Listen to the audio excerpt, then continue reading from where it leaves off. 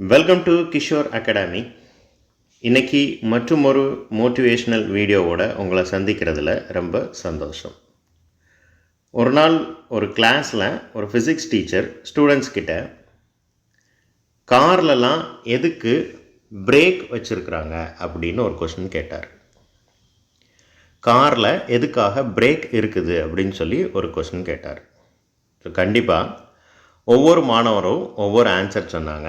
So first answer நம்மளில் நிறைய பேர் யோசித்தது தான், ஸ்டாப் பண்ணுறதுக்கு தான், காரை நிறுத்துறதுக்காக தான் காரில் பிரேக் இருக்குது அப்படின்னு ஒரு மாணவர் சொன்னார்.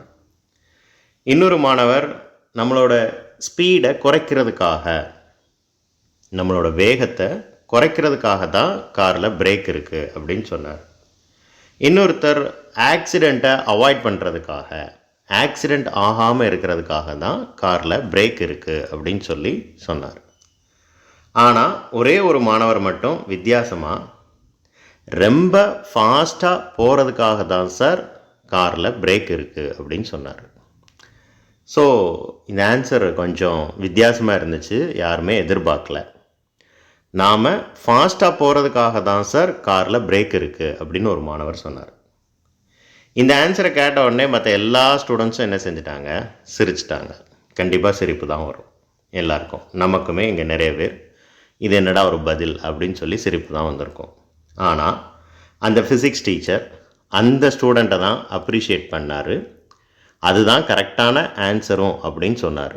சொல்லிவிட்டு டீச்சர் எல்லா ஸ்டூடெண்ட்டையும் நல்லா யோசித்து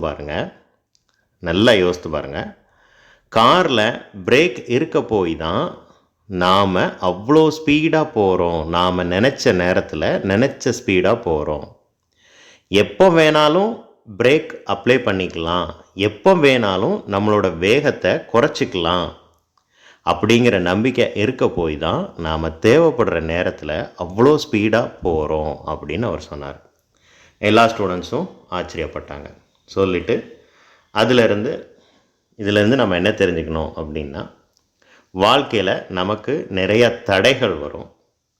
இந்த தடைகள் எல்லாம் நம்மளுடைய வேகத்தை குறைக்கிறதுக்காக தான், நம்மளுடைய முன்னேற்றத்தை குறைக்கிறதுக்காக தான் அப்படின்னு நம்ம நினச்சிட்ருக்குறோம். ஆக்சுவலாக ஒவ்வொருத்தருக்கும் ஒரு பிரேக் தேவை.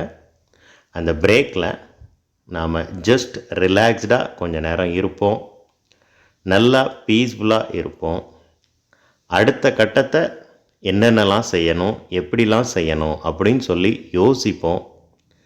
முன்னை விட இன்னும் அதிகமாக, இன்னும் வேகமாக, இன்னும் தைரியமாக, இன்னும் அதிக நம்பிக்கையோடு முன்னோக்கி போவோம்.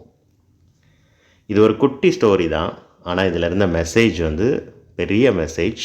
ஸோ எனக்கு ரொம்ப பிடிச்சிருந்துச்சு, அதனால் எல்லாருக்கும் ஷேர் பண்ணணும் அப்படின்னு நினச்சேன்.